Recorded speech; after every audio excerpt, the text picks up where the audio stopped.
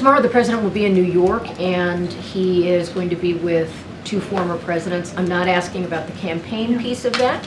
Could you speak to the historical significance or the stature of the moment to have three presidents together? And while he is in New York, you, I'm sure, have seen reports there was a New York City police officer who died in the line of duty. Any plan to acknowledge that officer?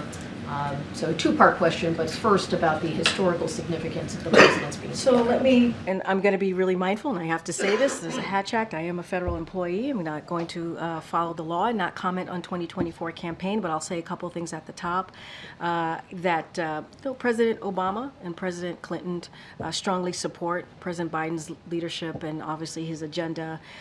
All three have agree overwhelmingly on the issues that this president has been fighting for the past 3 years, including an economy that works for all, leaves no one behind, that is economy that's built from the bottom up, middle out, making sure that we protect our critical freedoms. That is something that they all three agree on, freedom to choose, or protecting our democracy.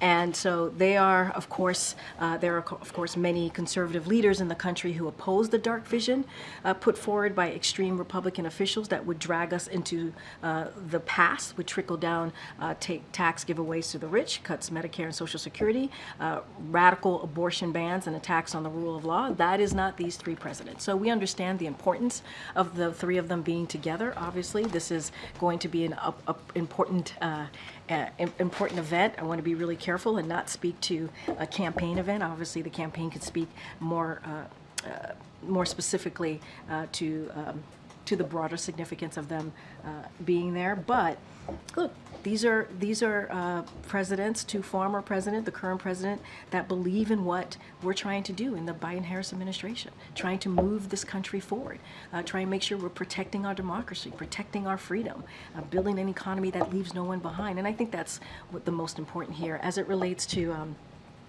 the death of the officer. Look, our hearts go out to this officer who tragically lost his life in the line of duty. We're also praying for his family during this difficult time, who now has an empty seat at their dinner table. President Biden is deeply grateful for the sacrifices police officers make to keep our community safe.